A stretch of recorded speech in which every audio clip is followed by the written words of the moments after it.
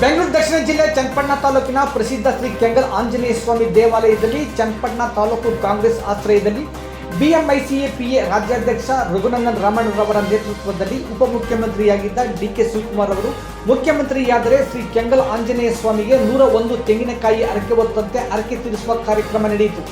ಶ್ರೀ ಕೆಂಗಲ್ ಕ್ಷೇತ್ರಕ್ಕೆ ಆಗಮಿಸಿದ ಬಿಎಂಐಸಿಎ ರಾಜ್ಯಾಧ್ಯಕ್ಷ ರಘುನಂದನ್ ರಾಮಣ್ಣ ಅಪಾರ ಅಭಿಮಾನಿ ವರ್ಗ, ಪಕ್ಷದ ಪದಾಧಿಕಾರಿಗಳು, ಕಾರ್ಯಕರ್ತರೊಡಗೂಡಿ ಶ್ರೀ ಕೆಂಗಲ್ ಆಂಜನೇಯ ಸ್ವಾಮಿಗೆ ಪೂಜೆ ಸಲ್ಲಿಸಿದರು. ನಂತರ ತಾವೇ ಸ್ವತಃ ನಿಂತು ಇಡಿಗಾಯಿ ಒಡೆದರು. ತದನಂತರ ಅಭಿಮಾನಿ ವರ್ಗ ತೆಂಗಿನಕಾಯಿ ಒಡೆದು ಸ್ವಾಮಿಗೆ ಹರಕೆ ತೀರಿಸಿದರು. ಈ ಸಂದರ್ಭದಲ್ಲಿ ಜಿಲ್ಲೆಯ ಜನರ ನಾಡಿಮಿಡಿತ ಸಂಗ್ರಾಮ ಟಿವಿ ಜೊತೆ ಮಾತನಾಡಿದ ಬಿಎಂಐಸಿಎ ಅಧ್ಯಕ್ಷ ರಘುನಂದನ್ ರಾಮಣ್ಣ, ನಮ್ಮ ಬಹುವರ್ಷಗಳ ಕನಸು ರಾಜ್ಯದ ಮುಖ್ಯಮಂತ್ರಿಯಾಗಿ ಡಿಕೆ ಶಿವಕುಮಾರ್ ಆಗಿರುವುದು ನಮ್ಮ ಪುಣ್ಯ ಎಂದು ತಿಳಿಸಿದರು. ರಾಜ್ಯದ ಮುಖ್ಯಮಂತ್ರಿಯಾಗಿ ನಮ್ಮ ಜಿಲ್ಲೆಯವರೇ ಆಗಿರುವುದರಿಂದ ಅಲ್ಲದೆ ಕ್ಷೇತ್ರದ ಅಭಿವೃದ್ಧಿ ಚಿಂತಕ ಸಿಪಿ ಯೋಗೇಶ್ವರ ಶ್ರಮದ ಜೊತೆಯಲ್ಲಿ ತಾಲೂಕಿಗೆ ಅಗತ್ಯವಾದ ಅಭಿವೃದ್ಧಿ ಕೆಲಸಗಳನ್ನು ಮಾಡಿಸುವುದಾಗಿ ತಿಳಿಸಿದರು. ಚನ್ನಪಟ್ಟಣ ರೈಲ್ವೆ ಮೇಲ್ಸೇತುವೆ ಬಗ್ಗೆ ಮಾತನಾಡಿದ ಅವರು, ರೈಲ್ವೆ ಮೇಲ್ಸೇತುವೆ ನಿರ್ಮಾಣವಾಗಿದೆ ಎಂದರೆ ಮಾಜಿ ಸಂಸದರು ಹಾಗೂ ಬಮೂಲ್ ಅಧ್ಯಕ್ಷರಾದ ಡಿಕೆ ಸುರೇಶ್ ಅವರ ಕೊಡುಗೆಯನ್ನು ಪ್ರತಿಯೊಬ್ಬರು ಸ್ಮರಿಸಿಕೊಳ್ಳಬೇಕೆಂದರು. ಯಲಕೆರೆ ಹಾಗೂ ಸುತ್ತಮುತ್ತಲಿನ ಗ್ರಾಮದವರು ಮಾಜಿ ಸಂಸದ ಬಮೂಲ್ ಅಧ್ಯಕ್ಷರಾದ ಡಿಕೆ ಸುರೇಶ್ ಅವರಿಗೆ ಪೌರ ಸನ್ಮಾನ ಆಯಿಸುವುದು ಒಳ್ಳೆಯ ವಿಚಾರ ಎಂದು ತಿಳಿಸಿದರು. ಈ ಸಂದರ್ಭದಲ್ಲಿ ಗ್ರಾಮಾಂತರ ಬ್ಲಾಕ್ ಕಾಂಗ್ರೆಸ್ ಅಧ್ಯಕ್ಷ ಹಾಗೂ ಚನ್ನಪಟ್ಟಣ ಅಭಿವೃದ್ಧಿ ಪ್ರಾಧಿಕಾರದ ಅಧ್ಯಕ್ಷ SR ಪ್ರಮೋದ್ ಮಾತನಾಡಿ, ಅಂದಿನ ಉಪಮುಖ್ಯಮಂತ್ರಿಗಳಾಗಿದ್ದ ಡಿಕೆ ಶಿವಕುಮಾರ್ ಅವರು ಮುಖ್ಯಮಂತ್ರಿಯಾದರೆ ಶ್ರೀ ಕೆಂಗಲ್ ಆಂಜನೇಯ ಸ್ವಾಮಿಗೆ 101 ತೆಂಗಿನಕಾಯಿ ಒಡೆದು ಹರಕೆ ಹೊತ್ತಂತೆ ನಮ್ಮ ನಾಯಕರಾದ ಬಿಎಂಐಸಿಇ ರಾಜ್ಯಾಧ್ಯಕ್ಷರಾದ ರಘುನಂದನ್ ರಾಮಣ್ಣ ನೇತೃತ್ವದಲ್ಲಿ ಹರಕೆ ತೀರಿಸುತ್ತಿರುವುದಾಗಿ ತಿಳಿಸಿದರು. ಈ ಸಂದರ್ಭದಲ್ಲಿ ನಗರಸಭಾ ಅಧ್ಯಕ್ಷ BN ನಾಗೇಶ್, ನಗರ ಬ್ಲಾಕ್ ಕಾಂಗ್ರೆಸ್ ಅಧ್ಯಕ್ಷ ಸುನೀಲ್, ನಗರಸಭಾ ಉಪಾಧ್ಯಕ್ಷ ಲೋಕೇಶ್, ಕೆಪಿಸಿಸಿ ಸದಸ್ಯೆ ಡಾಕ್ಟರ್ KT ಲಕ್ಷ್ಮಮ್ಮ, ಜಿಲ್ಲಾ ಯುವ ಕಾಂಗ್ರೆಸ್ ಅಧ್ಯಕ್ಷ ಚಂದ್ರಸಾಗರ್, ತಾಲೂಕು ಯುವ ಕಾಂಗ್ರೆಸ್ ಅಧ್ಯಕ್ಷ ಸುಜಯ್, ಕಾಂಗ್ರೆಸ್ ಯುವ ಮುಖಂಡ ಕರಣ್ ಗೌಡ, ಉದ್ಯಮಿ ಕಾಂಗ್ರೆಸ್ ಹಿರಿಯ ಮುಖಂಡ ಕೂಡ್ಲೂರು ದಿನೇಶ್, ಗ್ರಾಮಾಂತರ ಬ್ಲಾಕ್ ಕಾಂಗ್ರೆಸ್ ಮಾಜಿ ಅಧ್ಯಕ್ಷ ಶಿವಮಾಧು, ಆಪ್ಕಾಂ ಮಾಜಿ ನಿರ್ದೇಶಕ ಬೋರರ್ ರಂಗನಾಥ್, ಜಿಲ್ಲಾ ಮಹಿಳಾ ಕಾಂಗ್ರೆಸ್ ಅಧ್ಯಕ್ಷೆ ಕೋಕಿಲಾ ರಾಣಿ, ಮಾಜಿ ನಗರಸಭಾ ಅಧ್ಯಕ್ಷ ಮುದ್ದುಕೃಷ್ಣೇಗೌಡ, ತಾಲೂಕು ಮಹಿಳಾ ಕಾಂಗ್ರೆಸ್ ಅಧ್ಯಕ್ಷೆ ಜಯಶೀಲ, ಪ್ರಚಾರ ಸಮಿತಿ ಅಧ್ಯಕ್ಷ ಚೇತನ್ ಕೀಕರ್, ತಾಲೂಕು ಪಂಚಾಯಿತಿ ಮಾಜಿ ಅಧ್ಯಕ್ಷ AC ವೀರೇಗೌಡ, ಮಾಜಿ ಜಿಪಂ ಸದಸ್ಯ ಪ್ರಸನ್ನ, ನಗರಸಭಾ ಸದಸ್ಯರುಗಳಾದ ಶ್ರೀನಿವಾಸ್ ಮೂರ್ತಿ, ವಾಸಿಲ್ ಅಲಿ ಖಾನ್, ರಫೀಕ್, ಮತೀನ್, ಜೈಮಾಲಾ, ಸಾಬೀರ್, ಬಾವಾಸ, ರೇವಣ್ಣ, ಇರ್ಫಾನ್, ಲೋಕೇಶ್, ಋತಿಕ್ ಮುನ್ನಾವರ್, ಯುವ ಕಾಂಗ್ರೆಸ್ ಮಾಜಿ ಅಧ್ಯಕ್ಷ PD ರಾಜದ್, ಗ್ಯಾರಂಟಿ ಯೋಜನೆಗಳ ಉಪಾಧ್ಯಕ್ಷ SC ಶೇಖರ್, ಚನ್ನಪಟ್ಟಣ ಅಭಿವೃದ್ಧಿ ಪ್ರಾಧಿಕಾರದ ಮಾಜಿ ಅಧ್ಯಕ್ಷ ಮಲವೇಗೌಡ, ಗ್ಯಾರಂಟಿ ಯೋಜನೆಯ MN ಹೊಸಳ್ಳಿ ರಮೇಶ್, ಗ್ರಾಮ ಪಂಚಾಯಿತಿ ಮಾಜಿ ಸದಸ್ಯ ಮನೋಹರ, ನಗರಸಭಾ ನಾಮಿನಿ ಸದಸ್ಯ ವಿವೇಕ್, ಮುಖಂಡರಾದ ತಿಮ್ಮೇಶ್ ಪ್ರಭು, ಸಿಂಗಾಜಿಪುರದ ಅನಿತಾ, ಸೌಮ್ಯ, ಇಂದ್ರಮ್ಮ ಹಾಗೂ ನೂರಾರು ಮಂದಿ ಕಾರ್ಯಕರ್ತರು, ಮುಖಂಡರು, ಯುವಕರು ಹಾಜರಿದ್ದರು. ಇವತ್ತೊಂದು ವಿಶೇಷವಾದ ಕಾರ್ಯಕ್ರಮ ಹಮ್ಮಿಕೊಂಡಿದ್ವಿ. ನಮ್ಮೆಲ್ಲ ಆಸೆ ಈಡೇರಿದೆ. ನಮ್ಮ ಭೂಮಿಪುತ್ರ, ರಾಮನಗರ ಜಿಲ್ಲೆಯ ಭೂಮಿಪುತ್ರ DK ಶಿವಕುಮಾರ್ ಅವರು ಮುಖ್ಯಮಂತ್ರಿ ಆಗಬೇಕು ಅಂತ ಭಾಳ ನಾವೆಲ್ಲ ಕನಸು ಕಾಣ್ತಾ ಇದ್ವಿ. ಅದು ಇವತ್ತು ನನಸಾಗಿದೆ. ಅದಕ್ಕೋಸ್ಕರ ಇವತ್ತು ಕುಣಿಗಲ್ ಆಂಜನೇಯ ಸ್ವಾಮಿ ದೇವಸ್ಥಾನದಲ್ಲಿ ಕುಣಿಗಲ್ ಆಂಜನೇಯ ಸ್ವಾಮಿ ದೇವಸ್ಥಾನದಲ್ಲಿ 101 ಕಾಯಿನ ಇವತ್ತು ಹೊಡೆದಿದ್ದೀವಿ. ಆ ದೇವರಿಗೆ ನಮ್ಮೆಲ್ಲರ ಒಂದು ಕೃತಜ್ಞತೆ. ಶಿವಕುಮಾರ್ ಅವರು ಇವತ್ತು ಏನಾರ ಮುಖ್ಯಮಂತ್ರಿ ಆಗಿದ್ದಾರೆ ಅಂದರೆ ಅವ್ರ ಆದಿ ಸುಲಭವಾಗಿರಲಿಲ್ಲ. ಅವ್ರು ಭಾಳ ಚಿಕ್ಕ ವಯಸ್ಸಿಂದನೇ ಹೋರಾಡ್ಕೊಂಡು ಬಂದಿರೋರು. ಅವ್ರಿಗೇನು ಯಾರು ಗಾಡ್ ಫಾದರ್ ಇರಲಿಲ್ಲ. NSUI ಯೂತ್ ಕಾಂಗ್ರೆಸ್ ಆ ಮುಖಾಂತರ ಹೋರಾಡ್ಕೊಂಡು ಇವತ್ತು ಈ ಜವಾಬ್ದಾರಿ ಹುದ್ದೆಗೆ ಬಂದಿದ್ದಾರೆ ಅಂದರೆ ಆ ಭಗವಂತನ ಕೃಪೆ. ತಾವೆಲ್ಲ ನೋಡ್ದಂಗೆ ED, CBI ಎಲ್ಲ ಎದುರಿಸ್ಕೊಂಡ್ಬಂದಿರೋರು. 2008ರಲ್ಲಿ ಅವ್ರಿಗೆ ಧರ್ಮ್ ಸಿಂಗ್ ಗೌರ್ಮೆಂಟಲ್ಲಿ ಅವಕಾಶ ಕೊಡಲಿಲ್ಲ. 2013ರಲ್ಲಿ 1 ವರ್ಷ ತಡೆ ಆಯಿತು. ಇವೆಲ್ಲ ಎದುರಿಸ್ಕೊಂಡು ಇವತ್ತು ಈ ಸ್ಥಾನಕ್ಕೆ ಬಂದಿದ್ದಾರೆ ಅಂದರೆ ನಮಗೆಲ್ಲ ಒಂದು ಭಾಳ ಹೆಮ್ಮೆ ಆದ ವಿಚಾರ. ಅವ್ರಿಗೂ ನಮಗೂ ಭಾಳ ಸಂಬಂಧ ಇದೆ. ಈ ಚನ್ನಪಟ್ಟಣ ಭಾಗಕ್ಕೆ 700 ಕ್ಷೇತ್ರ ಇದ್ದಾಗ ವಿರೂಪಾಕ್ಷಪುರ ಹೋಬಳಿ ಈ ಭಾಗದ ಒಂದು ಜಾಗ. ಇಲ್ಲೆಲ್ಲ ಇವತ್ತೆಲ್ಲ ನೀವು ನಾಯಕರು ಯಾರು ನೋಡ್ತಾ ಇದ್ರಿ, ಅವರೆಲ್ಲ ಇವತ್ತಿಂದ ಅವ್ರ ಜೊತೆ ಓಡಾಡಿರೋರಲ್ಲ.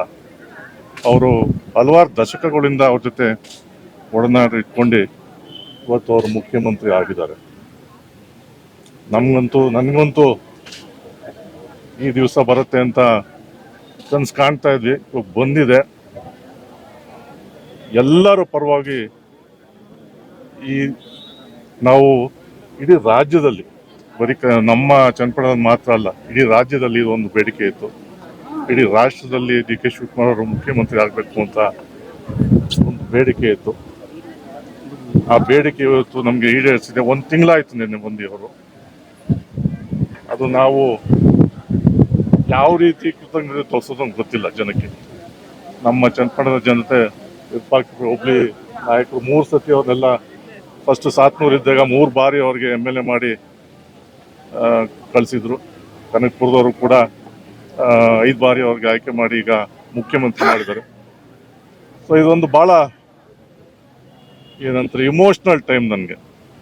ನಮ್ಮ ಸಾಹೇಬರು ಇವತ್ತು ಮುಖ್ಯಮಂತ್ರಿ ಸ್ಥಾನ ಅಲಂಕರಿಸ್ತಾ ಇದ್ದಾರೆ ಅಂದರೆ ಭಾಳ ಒಂದು ಹೆಮ್ಮೆವಾದ ವಿಚಾರ. ಸಿದ್ದರಾಮಯ್ಯನವರು ಕೂಡ ಇವತ್ತು ನಾವು ಅವ್ರಿಗೆ ಅಭಿನಂದನೆ ಹೇಳಬೇಕು. ಅವರ ಮಾರ್ಗದರ್ಶನದಲ್ಲಿ ಕೂಡ ಇವತ್ತು ಡಿ ಕೆ ಶಿವಕುಮಾರ್ ಕೂಡ ನಡ್ಕೊಂಡು ಹೋಗ್ತಾರೆ. ಹೈಕಮಾಂಡ್ ಕೂಡ ರಾಹುಲ್ ಗಾಂಧಿ ಅವರು, ಸೋನಿಯಾ ಗಾಂಧಿ ಅವರು, ಖರ್ಗೆ ಅವರಿಗೆ ನಮ್ಮೆಲ್ಲರ ಕೃತಜ್ಞತೆ. ಸೊ ನಮ್ಮ ಶಿವಕುಮಾರ್, ನಮ್ಮ ಹೆಮ್ಮೆಯ ಶಿವಕುಮಾರ್ ಇವತ್ತು ಮುಖ್ಯಮಂತ್ರಿ ಆಗಿದ್ದಾರೆ ಅಂದರೆ ನಮಗೆ ಒಂದು ದೇವರಿನ ಕೊಡುಗೆ ಆಗಿದೆ ಇವತ್ತು. ಅದು 2013 ಡಿ ಕೆ ಸುರೇಶ್ ಅವರು ಮೊದಲನೇ ಬಾರಿ ಪಾರ್ಲಿಮೆಂಟ್ಗೆ ಆಯ್ಕೆ ಆದಾಗ ನಾವು ಎಲೆಕೆರೆ ಆ ಕಡೆ ಭಾಗದಲ್ಲಿ ನಾವು ವಿಸಿಟ್ ಮಾಡಿದಾಗ ಅದು ಒಂದು ಬೇಡಿಕೆ ಇತ್ತು. ಅಲ್ಲೊಂದು 2013 ಅವಾಗ NDA ಸರ್ಕಾರ ಇನ್ನೂ ಇತ್ತು. ಮಾನ್ಯ ಖರ್ಗೆ ಅವರು ಆಗಿನ ರೈಲ್ವೆ ಸಚಿವರಾಗಿದ್ದರು. ಸೊ ಆ ಸಂದರ್ಭದಲ್ಲಿ ಅವ್ರಿಗೆ ಮನವಿ ಮಾಡ್ಕೊಂಡು ಬಜೆಟ್ ಆಗೋಗಿದ್ರು ಕೂಡ ಒಂದು ಪಿಂಕ್ ಬುಕ್ ಅಂತ ಒಂದು ಅದರಲ್ಲಿ ಸೇರಿಸಿ ಒಂದು 13 ಕೋಟಿಯಷ್ಟು ಅನುದಾನನ ತಂದು ಇವತ್ತೇನಾರ ಅಶ್ವೇತಿ ಏನಾರು ನಿಂತಿದ್ರೆ ಅದು ಡಿ ಕೆ ಸುರೇಶ್ ಒಬ್ಬರಿಂದನೇ. ಅದು ಕಷ್ಟ ಎಷ್ಟಿತ್ತು ಅಂತ ನನಗೆ ಗೊತ್ತಿದೆ. ಯಾಕೆಂದರೆ ನಾನು ಕೂಡ ಆ ವಿಚಾರದಲ್ಲಿ ಟೇಬಲ್ ಟು ಟೇಬಲ್ ಅದರದ್ದು ಏನು ಕೆಲಸ ಕಾರ್ಯಗಳು ಮಾಡಿಸಿ ಸುಮಾರು 3 ವರ್ಷ ತಗೊಳ್ತು ನಮಗೆ ಅದನ್ನ ರೆಡಿ ಮಾಡಿಸಿ ಹಣ ಬಿಡಿಸ್ಕೊಡೋಕ್ಕೆ ಒಂದು 3 ಇಯರ್ಸ್ ಆಯಿತು. ಸೇತುವೆ ಮುಗೀತು, ಆದರೆ ಇಲ್ಲಿ ಲೋಕಲ್ ರೆಸ್ಪಾನ್ಸಿಬಿಲಿಟಿ ಏನಿತ್ತು ಮುನ್ಸಿಪಾಲಿಟಿದು ಅದು ಇನ್ನೂ ಆಗಿರಲಿಲ್ಲ. ಸೊ ಈಗ ಅದು ಕಾಮಗಾರಿ ಮುಗ್ದಿದೆ, ಇನ್ನೂ ಸ್ವಲ್ಪ ಕೆಲಸ ಇದೆ ಅಂತ ನಂಗೆ ತಿಳಿದು ಬಂದಿದೆ. ಇವತ್ತೇನಾರ ಆ ಸೇತುವೆ ನಿಂತಿದೆ ಅಂದರೆ ಡಿ ಕೆ ಸುರೇಶ್ ಅವರ ಅಪಾರ ಕೊಡುಗೆ ಇದೆ. ಸನ್ಮಾನ ನೀವು ಕರೆಸಿ ಮಾಡ್ಬೇಕದನ್ನ. ಯಾಕಂದ್ರೆ ಡಿ ಕೆ ಸುರೇಶ್ ಅವ್ರು ಇಲ್ದೇ ಆ ಸೇತುವೆ ಇವತ್ತು ಕೂಡ ಬರ್ತಾ ಇರಲಿಲ್ಲ. ಬಂದು ಉದ್ಘಾಟನೆ ಮಾಡೋದು ಬಹಳ ಸುಲಭ, ಆದ್ರೆ ಕೆಲಸ ಮಾಡೋದು ಇದೆಯಲ್ಲ ಬಹಳ ಕಷ್ಟ ಇದೆ.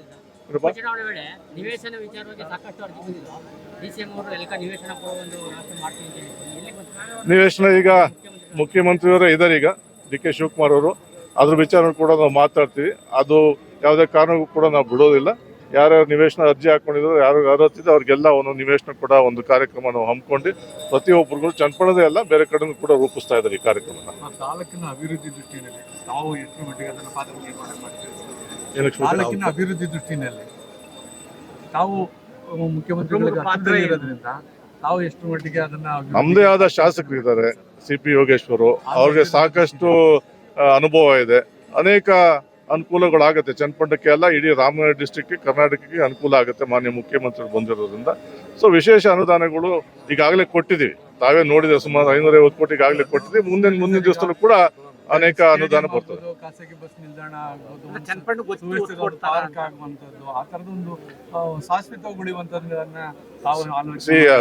ಶಿವಕುಮಾರ್ ಅವ್ರಿಗೂ ಚನ್ನಪಟ್ಟಣಕ್ಕೂ ಮಾನ್ಯ ಮುಖ್ಯಮಂತ್ರಿ ಚನ್ನಪಟ್ಟಣಕ್ಕೂ ಅವ್ರು ಯಾವಾಗ ಬಂದಾಗೆಲ್ಲ ಹೇಳ್ತಾ ಇರ್ತಾರೆ, ನನ್ನೊಂದು ಭಗವಂತನ ಸಂಬಂಧ ಚನ್ನಪಟ್ಟಣ ಜೊತೆ ಅಂತ ಹೇಳ್ತಾರೆ.